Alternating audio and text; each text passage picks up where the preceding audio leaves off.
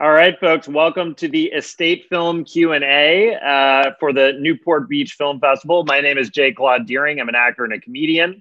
I am the host of a podcast about the arts and the entertainment business called Things Are Going Great for Me. I am very pleased to be here with these folks today, a few of whom I've worked with before. Today, we have two of the stars of the film with us. We have Chris Baker, the writer as well of the film, and Eliza Coupe, in addition to the film's director, James Kapner. How you doing, folks? Good. Good. Great. Wonderful. Great.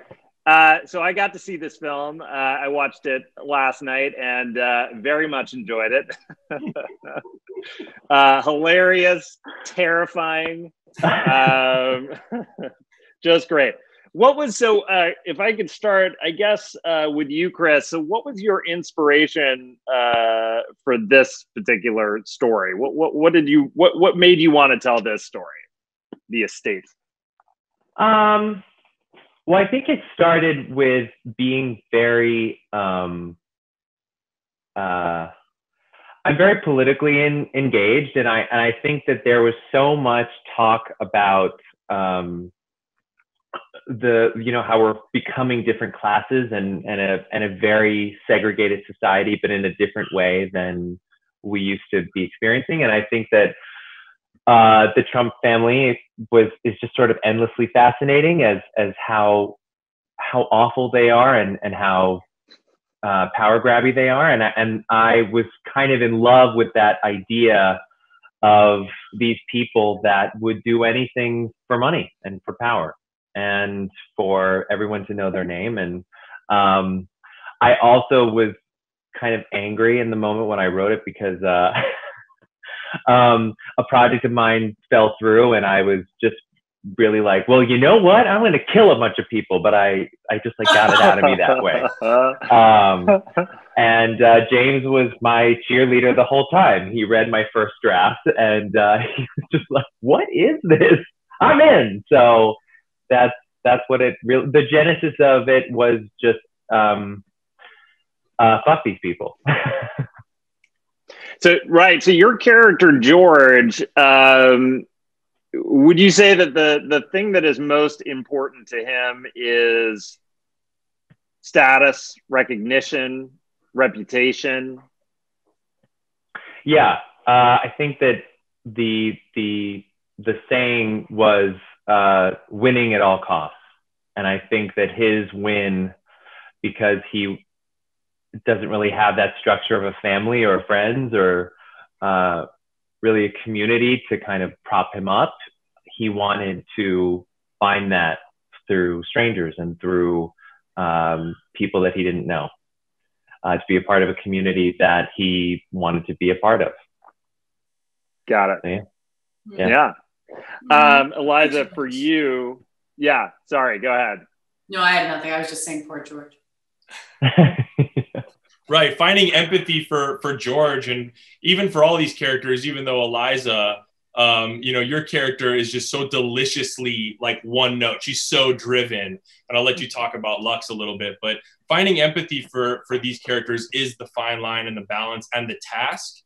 And, because you're going to ask the audience to go along with us for 85 minutes. So there has to be something there to glob onto as well, that you just are propelled to finish the actual film. Like we have all these roadblocks of ways to, put something in front of somebody that could potentially be off-putting or rub them the wrong way, but we still want them to actually finish the film. So that was a huge bonus, having such amazing performers. Oh, I thought it was all, I thought it was all rowdy fun in the best way. Off-putting, but in the way that you want, particularly for this time of year, right? Right. Eliza, for you, so for Lux, what is the thing that you would say drives her the most? I mean, I was just gonna say power, but it's not necessarily power. It's truly money. I mean, I think it's just really money. I mean, it's just that she wants hers. Like everything has to be on her terms, hers. I want it. I want to be able. I want it now. like if you were to go into like maybe the deep psychology of this girl's childhood, she clearly felt unsafe in many ways. And she had so many things happen where she's like, no, I want it all. It's all mine. And she is out for herself in every, I mean, that's what drives her, is just being sure. Like, it's like, she just wants everything and she wants it all. And it has to have a lot of monetary value. Okay, great. How much, so you are great in this film as always. How much improvising were you doing on this for this role on this film? I mean, to play across from Chris, like I could cry. We had so much fun. There was so many times where that scene where I'm in the pink and what were you wearing? You were in goggles or something. Was it the Kurt Cobain outfit? Yeah. God. Cobain. My Gus Van Sant Last Days homage. Yeah. That scene when we were sitting there and you were like, I'm gonna go pee. I don't even know what you were saying. I was dying. That was like, we were having, and then the scene where we were going into the house and so many books, like that scene, where we're walking through the house. I think that like we were all dying. I mean, so the point is that we of course had a lot of improv and played off each other, but it was really, I mean, he wrote really good words. You can't improv off of bad writing. I mean, you can try and it becomes a shitty fucking UCB sketch, but this was like, the writing was so good that if I had tried to change it, it wouldn't have been as good as what he had written. Even if I was like, you know, like if Eliza wanted to come in and be like, Lux should say this, it didn't match because what he wrote was so perfect in the fabric of what this character was. So we did improv and it was fun, but it was also, the words were there. I mean, they were just right. great. I will say that Lux's delivery from the jump it spurred me on, you know, when I was rewriting scenes and stuff and we had to sort of, you know, put this jigsaw puzzle together. I think that having Eliza's voice and what she added to the character in my head, I knew that any line that I wrote, no matter how despicable it was, she was going to sell it so hard. And she did. I mean, the most depraved things she landed. And it felt so truthful. And so I think that they really do go hand in hand. Her ability to so seamlessly blend into this horrible person just really made our job really easy. Really did. Oh. Thank you. That's very sweet. It is, but to have these characters, sorry, I'm just going to interrupt you. I know this. Yeah, go for it. But to have these characters, like you guys were just saying, to be so despicable, so this and that and whatever, but you do still root for them. Yeah, they're fun. Those are my favorite characters. I've seen characters where you are watching the show and you're like, I hate that person. And you literally start to hate that person because they can't, it's such a dance to be able to, it's a terrible thing they're doing, but you still root for them. Like that's each one of these characters in this whole Yes, thing. I think I would agree. As a viewer, I felt that the needs that the characters had were strong and such that you are compelled to see if they get what they want. And then the performances are and the writing is so charming that they're terrible people, but you can't look away. They're a car crash. You can't look away. Yes. In the best way. So James, for you, so the color scheme here for this film is quite vibrant and striking. It's really beautiful. It's kind of evocative of maybe a Sofia Coppola film almost, is what came to mind for me. What was the planning that went into the visual aesthetics for the lighting scheme and all of that, the vividness of it?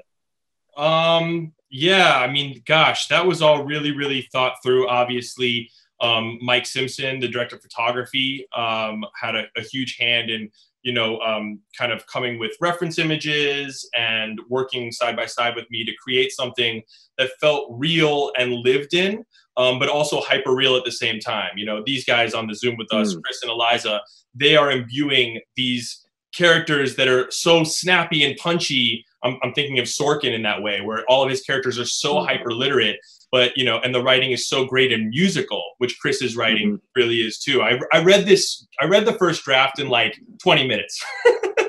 I was just burning through it. I was like, this is incredible. But it was too short. It was too short. So that was part of it. It was too short. Yeah. The first draft was 5 pages. The first draft was 5 pages. Yeah, no, it was 50 pages on text edit, and then he put it in final draft. It ended up being 20. But yeah, just like these guys brought life to these characters on the page, that my job was bringing life to the world on the page. You know, and so it was this great world that it rang very true to me in a lot of ways, unfortunately, because of, you know, kind of a lot of the wants and needs of everybody in our society. You know, there's a lot of truth that's couched in all of this comedy and all this beauty. So I thought it was really, really important to me on the filmmaking side to make sure that this film was beautiful. Because just like it's beautiful people doing ugly things, you know, we're going to try to envelop the audience in a beautiful world so that they can sit with us, so that we can then hopefully, you know, make a little bit of a message, but not have our finger too much on the scale of truth, if you will, but just to be able to let them inhabit a space that they wanted to be in, despite their better judgment, maybe. Okay. You know, that was definitely a huge directive and goal for us, to make sure that this was a absolutely beautiful world and a curated world. And J. Claude, I'm sure you as an astute viewer realized like the anachronistic stuff, like a lot of it looks like a Michael J. Fox 1980s movie. We wanted to definitely homage like the Reagan era, you know, kind of vibe and color palette and aesthetics. I think George is on a flip phone at one point, because, you know, this is the world that we're creating, and it's supposed to speak to the truth of the world, not actually be in the world that we're in, but hopefully then say something about the world that we're in, if that makes any sense.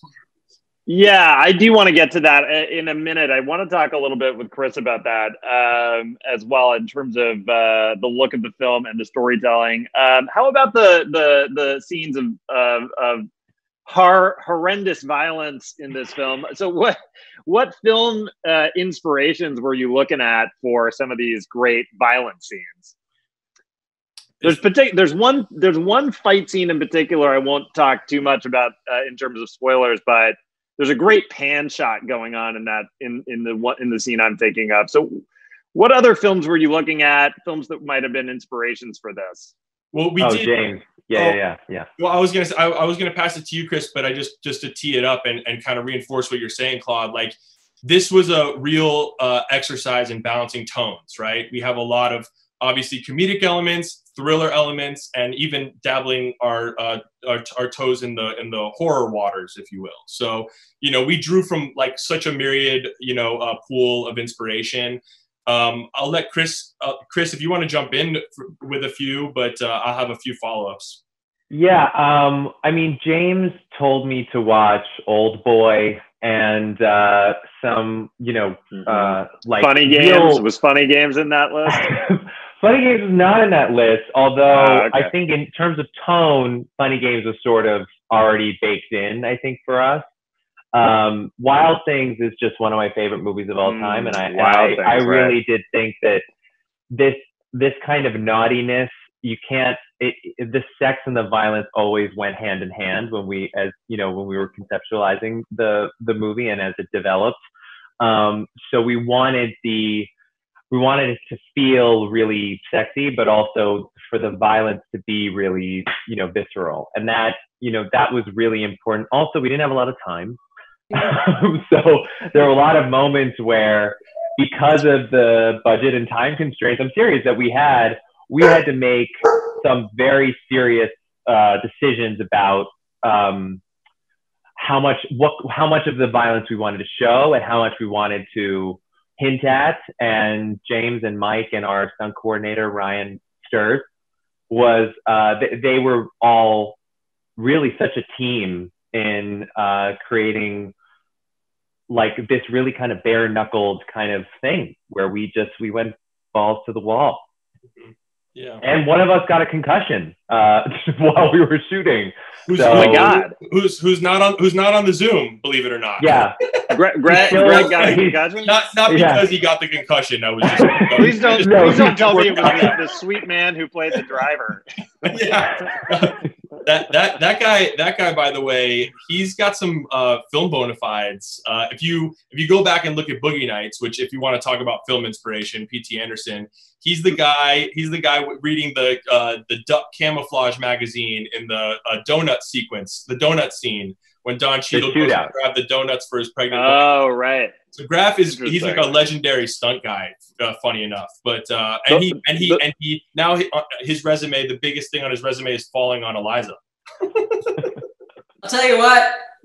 I didn't hit it, guys. Take a picture. Continue. The supporting cast here was great. This was great casting. I believe is it? Am I going to get this right? Is it Ezra Buzzington was the trustee? Correct. A wonderful performance, and the actor who played the assistant at the law firm gives a devastating monologue in the house. Very dark.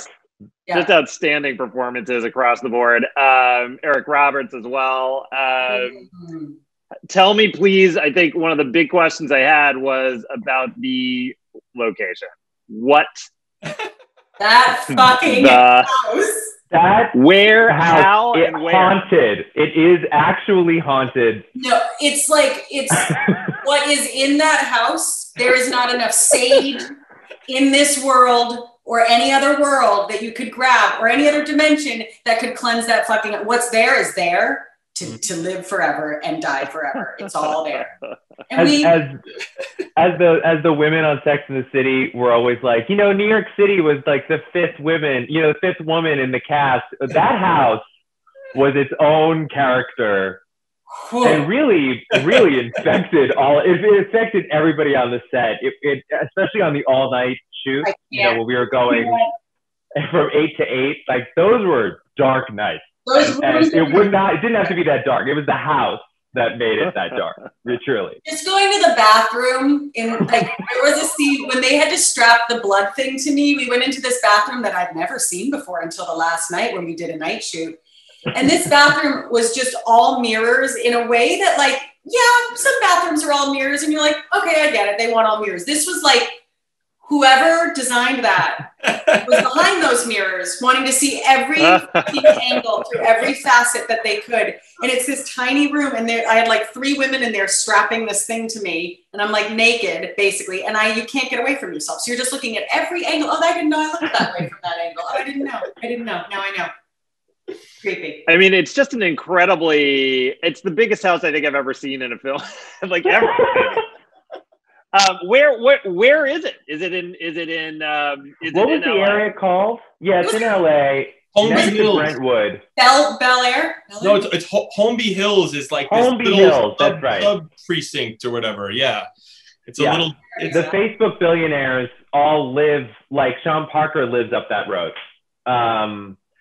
We were in very bad company. Yeah. True capitalist nightmare stuff. You don't want to be in any bathroom in any of those mansions on that street. Probably. Yeah. I wondered how many. I wish we'd taken a black light to it before we started filming. Or last week of filming. Last week of filming, right? So they would be like, well, okay, we got to go to the bathroom. Right. James and I and our producer, how many houses did we look at? And Rod, our other producer, we looked at maybe like 20 houses. Yeah. We had to find the most like on the nose ostentatious thing that we possibly could have for it to be an accurate and immediate representation of the world and where these characters could believably live. And I'll say this about the house. It is definitely a murder mansion. I remember when we had Alexandra Billings, when we shot with her, and she told me something, and I mean, she's so believable when she talks. Like and I'm like gullible. She's amazing.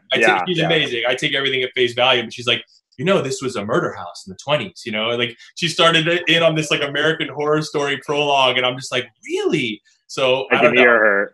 Yeah, I can hear her. Billings called it, you know, like a total American Horror Story mansion. But I'll say this about the house: there's a symmetry to it that's completely nuts. Like nobody would ever want to live in a house like that, because it's basically just like you have this side, and then hey, you like this side of your house so much. How about completely mirroring it on the other side? There's just no reason for it. There's literally no rhyme or reason in that house, but it looked nice for our wide angles. So you know. There were only locks on the outsides of the doors. That right there, and nobody fucking knew that. And then I'm in my room that was like my dressing room, and I'm like, oh, I'm locked in. I'm locked in. No, we're not ready for Eliza yet. Keep her there. You're in there. Yeah. Oh, terrifying. Super Shutter Island vibes. Shutter Island vibes only. That's right. Yeah. People being hung from their ankles outside windows of that place. Let me see. So, Chris, I wanted to ask you a little bit about.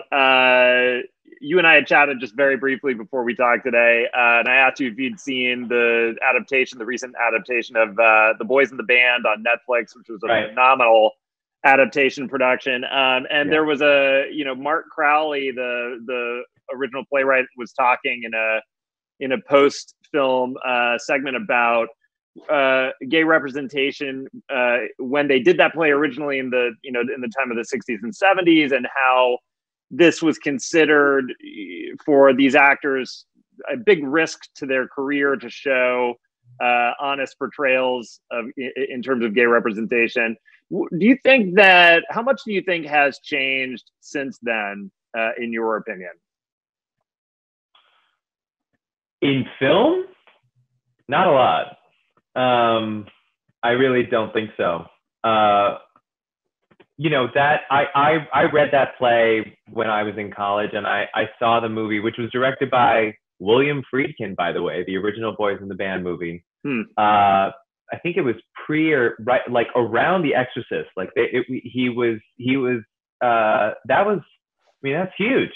So I think that there are stories that people want to tell with gay people at the center of it, but most of the time they are trying to show either that we're victims because we were in the closet, and then like Brokeback Mountain, we all know how that movie ended, or Philadelphia, we know how that movie ended, or I think that Call Me by Your Name, like there are these sometimes.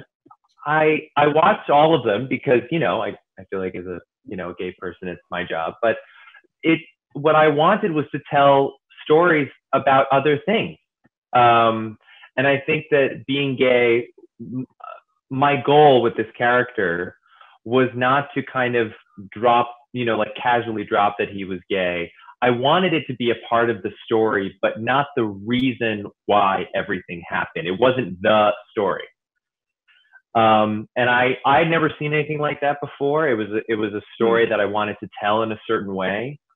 And I think that it's very complicated, because I'm so thankful for people like Ryan Murphy and Greg Berlanti and, Shonda Rhimes, who have huge gay characters and gay actors that are playing gay characters in their shows, but that's all TV. I still haven't seen enough of that crossover into close-ended narrative features. And that I mean, I would love for that to change, but so I'm just going to keep writing more stories like that, because I think we don't just come out of the closet and die of AIDS. I think we, sometimes we kill people, sometimes we get inheritance, sometimes we fall in love, sometimes we break up, and sometimes we, get jobs and do all sorts of things. And I think that it's a beautiful thing to have the experience that I have as a gay man, to know other people that, as part of the LGBT community. And I think there's so many more stories to tell. So I'm looking forward to that. So I think the tide is turning, but in terms of movies, I don't see it yet. No. Got it. Yeah. Now I wanted to come back to James, your Michael J. Fox comment, your sort of that 80s influence here, For you, Chris, like, is there a, like, I don't know, is this guy, is he a conservative guy? Is he a Michael P. Keaton type? I don't know. I don't know. I don't know how to answer that. I don't think that they care. Yeah. Yeah. I don't think that he cares. I even though that I'm so politically engaged, I didn't want this to be a message movie at all. I didn't want people to watch this and be like, oh, they're killing people, like, you know, it's a metaphor for capitalism. It's not. It's just like a fun movie that's an escapist, you know, kind of neon soaked nightmare for people. But I do think that conservatism and the Puritanism that I see, you know, a lot of boobs were in 80s movies and 90s movies. I mean, they were just jiggling all over the place. And I think that, you know, Game of Thrones, there are all these flaccid penises, you know, flopping around, and also boobies. But in terms of films, I think they've become so chaste. I can't think of a single current heartthrob or like movie star actress who has had like a really hot sex scene on the big screen. I can't think of one. And that's really weird, isn't it? I mean, sexualizing people on screen is like kind of, it's a part of why we watch the movies. Yeah. And it's weird to me that there are many reasons why that's happening, but we wanted to make a movie that was actually sexy. And I think we succeeded. Yeah. I mean, it made me think about like those kind of like, even into the 90s, like those sort of Jeremy Piven, like group of dudes go to Vegas, and then there will be these like, you know, sex scenes that are quite explicit. Obscene. And this felt, this felt like a little bit of a flipping it just in terms of the protagonist. Mm-hmm. Yeah. It's supposed to be fun, you know, entertainment value with some less boobies, more butts. Yeah, more butts. Yeah, but they use sex in the way that they, in pursuit of the money, they use their sex and their sexuality, and I think even that is something that, you know, I would personally like to see more of, and I'm glad that we, all of us, got to explore it. I think that if there were a sequel, Lux should have probably just like stood up out of that bathtub. But have been wearing a bathing suit and then have taken it off. I'm contractually obligated to say, per my producing partner, that there can be a prequel here. Okay. Yeah. So franchising's not off the table. Yeah. You know, just saying it.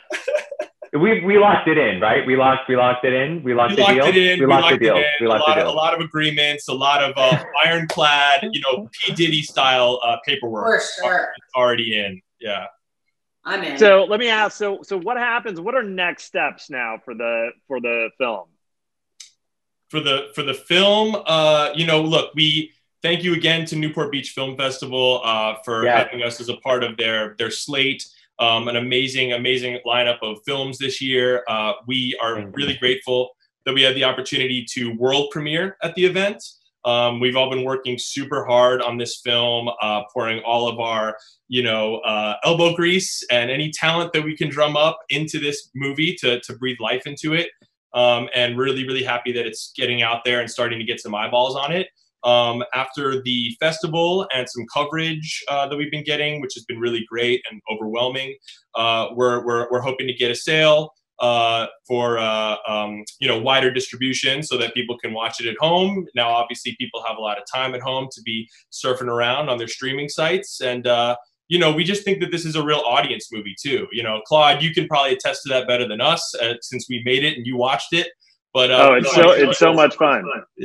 Yeah, we had fun making it, obviously, and also it was a challenge, but in the best way possible. I think all of us, you know, really took this challenge head on. These two guys, I mean, it was so much fun to not only watch them on set. I told Eliza, I was joking with her, I said my job consisted of not laughing in between takes and yelling action and cut, and sometimes not even action when it was a scene where they were far away and I had to have the first AD do it. But you know, it was a complete joy to make, and we're hoping to continue in that kind of vein, in that spirit, and make sure that this gets in front of as many people as possible. That's great. Yeah. I guess I'll ask just quickly, future projects. What do people have on tap? Eliza, I think you've just finished your third and final season of Future Man. Am I correct, on Hulu? Yes, that is. What's next? I have a new pilot that I'll be shooting someday. It's on Fox. It's called Pivoting. New show, new comedy. Great. Great. Yep, and I'm writing, and that's it. Great. Congratulations.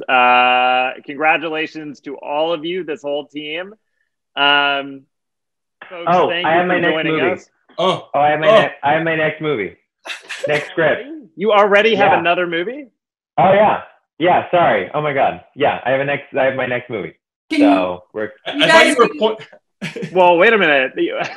tell us I have more. a quick question really quick, just can it be one of those things where you always use the same actress? Like you always right. What is it like Philip Seymour Hoffman and John C. Reilly and Julianne Moore, just kind of keep repurposing them. Yeah. Well, we already established that Eliza is basically your Samuel L. Jackson to your Quentin Tarantino, right, Chris? Exactly. Nobody can say that. Yeah. So Chris, you have another movie in the works. What stage are you at with this project? We have a budget, and if we can get the PPE budget added to it, we're hoping to be shooting next summer. Yeah. Amazing. Do you have any information? Can you give us a log line or anything at this point? Or are you going to keep that low for now? I'm going to keep it low, but it is a comedy. It's more of a full-throated comedy. Yeah, go for it. Yeah, jump in. Chris is going to be in my movie. Whenever my movie gets made. That's right. I mean, that's fantastic. Let's just keep it in the family, folks. James is going to be in my movie too somehow. I made a Hitchcock cameo in our movie, so you know, I'll in. You know, James is because I don't know a lot of people. I know my family, I know my fiance, and I know the people on this Zoom. So James will be involved in all of my future projects because we just can't not be really. So yeah, I'm such a fan of you. I'm such a fan of Eliza. I'm such a fan of you, Eliza. I'm such a fan of everybody that we worked with, and I'm just so happy to see all of your guys' talents and everybody's talents come to life on the screen in the movie. It's a humongous honor and source of pride in my life. And then my kids and my wife, and just directly below it. Yeah, they're in the mix. They're in the mix. You get it, Claude. Very excited to work on another thrilling, scary, funny, horror elemented, movie. Claude, spent my entire career in short form, telling stories through commercials, music videos, series, and stuff like that you and I have worked on. But I got the bug, making this feature film. I always just thought it was too daunting to hop into a format that was so long form. But man, was it such a pleasure working in that space and painting on such a broad canvas. And so, super excited to jump into the next narrative thing.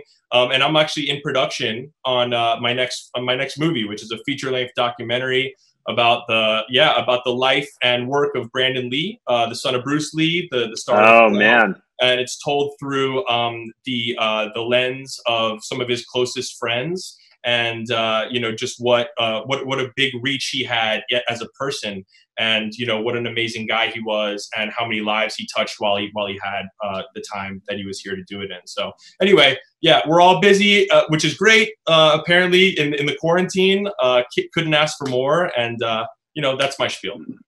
Great, that all sounds wonderful. I'm going to ask again handles for folks. Do people want to shoot those out so folks know where to find you online?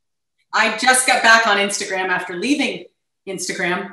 So I have a couple followers at this point, but these two follow me. I had a lot of followers, and then I like to leave Instagram every time I get divorced. So I had a lot of followers, got divorced, went off Instagram, had to regain my followers, got divorced, went off Instagram, and now I'm just climbing back up. So moral of the story is don't get married. That's it. You heard it here first, folks. Welcome back. I have to jump, but you guys, thank you. Love you. Love you. Great to see you, Eliza. Thank you so much. Bye, guys. Bye. Bye. Yeah, I'm Baker C. Baker Do on Instagram, Twitter, and I feel like my IMDb name is also Baker C. Baker Do. I just want to keep it rolling across all apps. So yeah. James? Yeah, I mean, I am my name, James Kapner. On socials, I'm pretty much at Deadman Jim. So I try to keep it uniform that way as well. People can definitely reach out to me. I'm all thumbs when it comes to the IG stuff. Baker knows, but I'll try to figure it out and reply. Happy to talk about the movie. Happy to talk about anything with some like-minded people, or even not like-minded people. So find me on the internet. I'm around. Great. All right, folks, and I am J. Claude Deering. You can find me at J. Claude Deering on most things. I want to say thank you to our cast and crew for joining us, and folks watching, thank you for joining us as well. Go check out The Estate film. Thank you, J. Claude. It is fantastic. Thank you, bud. Appreciate you. Appreciate you. Thank you. Love you guys. We did it. You guys too. Love you, J. Claude. Thank you. Bye-bye. All right. Bye-bye.